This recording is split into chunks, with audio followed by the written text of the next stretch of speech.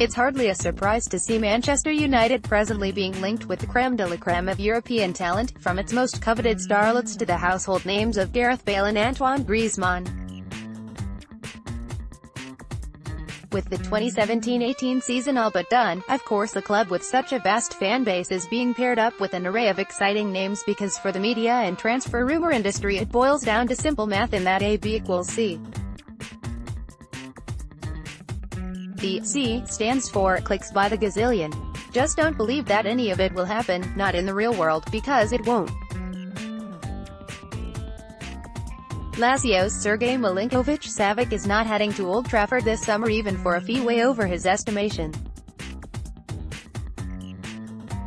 Gareth Bale meanwhile will do everything in his power to remain in Madrid, but if the expected overhaul at the Bernabeu has him firmly placed in the out tray, he will explore every other alternative before committing to joining the 13 times Premier League champions.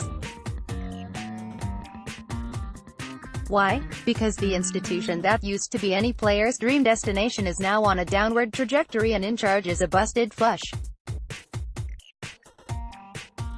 We can stereotype footballers all we like for their avarice, but when it comes to committing 3 or 4 years of a short career to a new employer, money, in most instances, not all, becomes a secondary concern.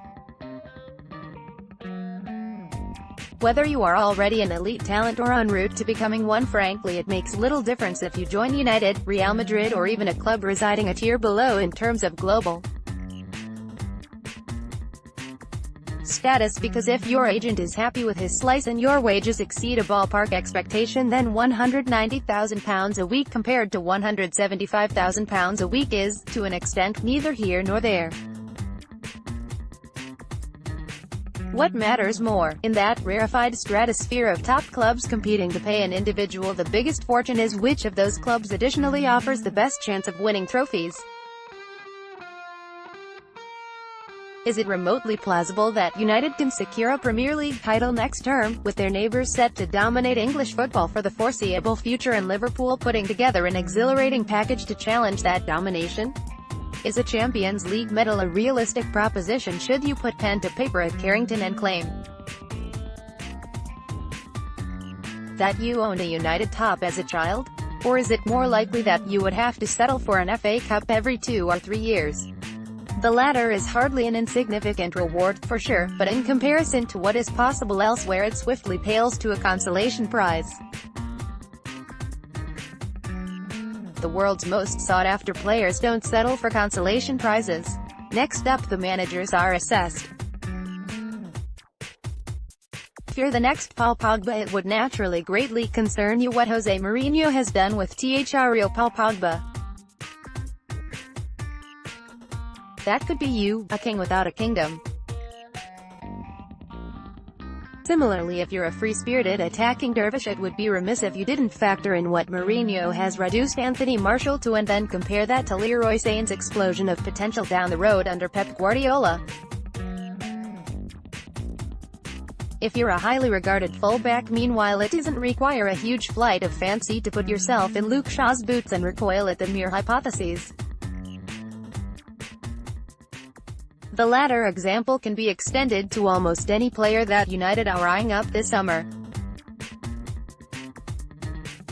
Mourinho's habit of throwing his boys under metaphorical buses to avoid personal criticism or blame is unsavory on its own terms, but can equally be considered immensely damaging to his club's transfer aspirations in the forthcoming window.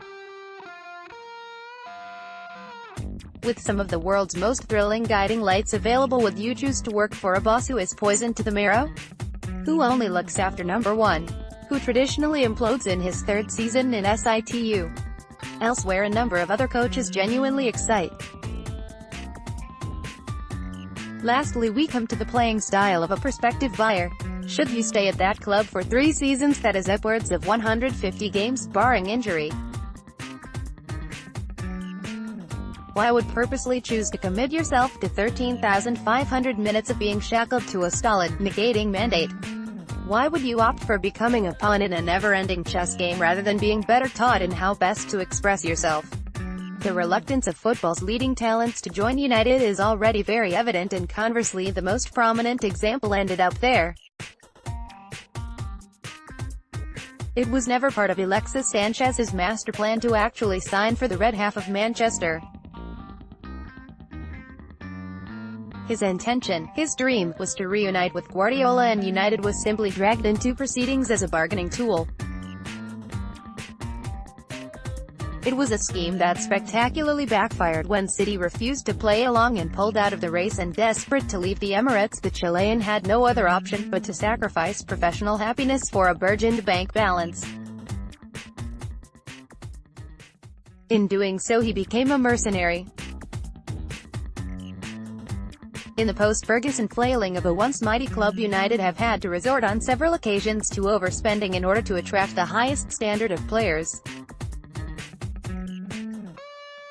This summer it's entirely conceivable that this recent dream destination for the world's elite will reach phase 2 of their prolonged downgrading.